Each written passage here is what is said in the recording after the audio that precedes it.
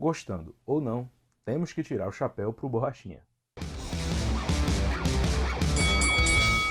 Depois de uma novela na última semana envolvendo dois grandes nomes do UFC, o Ultimate finalmente conseguiu casar a luta entre Paulo Borrachinha e Khamzat Chimaev, sob circunstâncias bem polêmicas, diga-se de passagem. Para casar essa luta foi uma confusão enorme. Primeiro porque o Borrachinha estava previsto para enfrentar o Ikram Aliskerov no UFC 291, que rola no dia 29 de julho.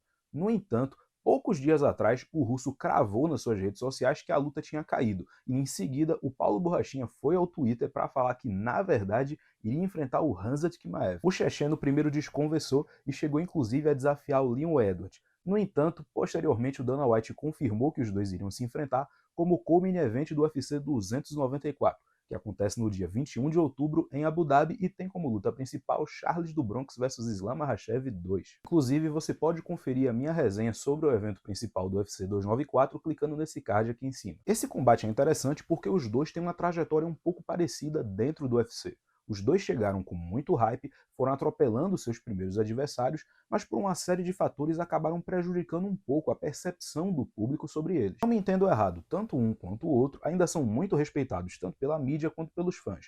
No entanto, fica claro que hoje eles têm muito mais haters do que quando iniciaram suas trajetórias. Falando especificamente sobre o Paulo Borrachinha, não tem como deixar de falar sobre como as derrotas para o Marvin Vettori e principalmente para o Israel Adesanya prejudicaram a imagem do brasileiro. Isso sem falar que contra o italiano ele sequer conseguiu bater o peso de 84 quilos. Por isso é muito curioso para mim a maneira como o UFC casou essa luta, porque vejam bem, o brasileiro já está inativo faz tempo. A sua última luta e vitória foi contra o aposentado Luke Rockhold em agosto do ano passado. E de lá para cá ele já esteve perto de enfrentar Jared Cannonier e Robert Whittaker, mas se retirou desses dois combates. Isso sem falar que o processo de renegociação do contrato dele foi até um pouco polêmico. Diante de tudo isso, esse combate com o Ikram Aliskerov parecia até mesmo ser uma espécie de castigo, mas mesmo assim, travando 3 lutas na categoria, o cara conseguiu um dos maiores nomes da organização para o seu próximo combate. Claro, gente, o objetivo do UFC com o Borrachinha é esse mesmo, até porque, de acordo com ele, o valor desse novo contrato é de $1 milhão por luta, e o UFC não vai pagar isso para ele enfrentar nomes pouco conhecidos. E a situação do Chimaev? Bom, no início o hype dele foi absurdo, ele passou por cima de adversários tanto nos meios médios quanto nos médios, só que desde a luta contra o Gilbert Durinho a situação mudou bastante para ele. A luta com o Durinho foi uma guerra, sem sombra de dúvidas é o maior nome que ele tem no seu cartel, e a partir daí se esperava que ele fosse conseguir o title shot nos meio médios.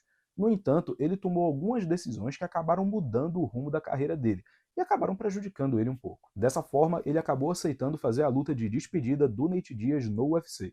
E vejam bem, o problema não foi literalmente aceitar a luta com o Dias. O problema foi chegar na pesagem com 3 quilos acima do limite da categoria. Isso gerou um problema grande e o adversário dele acabou mudando do Nate Diaz para o Kevin Holland. E mesmo a boa atuação dele não fez com que os fãs e a mídia se esquecessem de todo o drama na pesagem. Até o Joe Rogan perguntou isso para ele depois do combate ainda dentro do octógono. Depois disso, parecia que o Chimaev ia ser obrigado a virar peso médio. Ele teve aquela treta com o Paulo Borrachinha no Instituto de Performance do UFC e ficou um certo tempo meio que casado para enfrentar o Kamaru Usman, mas com 84 quilos. O problema é que essa inatividade prejudicou ainda mais a percepção do público sobre o Khamzat Chimaev. Toda vez que ele trocava farpas com alguém, todo mundo se perguntava a mesma coisa. Tá certo, mas quando é que ele vai voltar a lutar? E agora, com essa luta casada e como co-main event de Islam Makhachev vs Charles do Bronx 2, parece que nós iremos assistir um grande evento no dia 21 de outubro.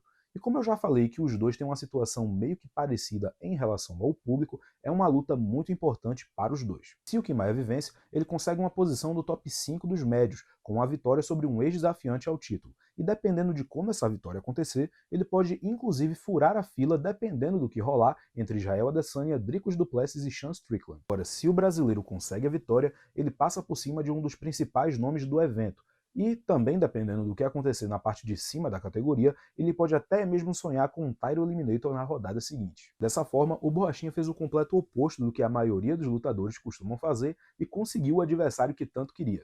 Eu espero de verdade que essa luta aconteça sem nenhum problema, que os dois batam o peso e que no final a gente consiga assistir um grande evento.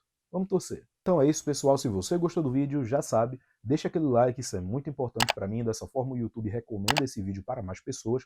Coloquem nos comentários o que é que vocês acharam dessa luta, quem é que vocês acham que tem o favoritismo. Se inscreva no canal, dessa forma vocês não vão perder nada que vai ser lançado por aqui. E calma, não vá embora ainda. Se quiser conferir outros conteúdos do Corner Preto, me sigam nas minhas redes sociais que estarão aparecendo na sequência.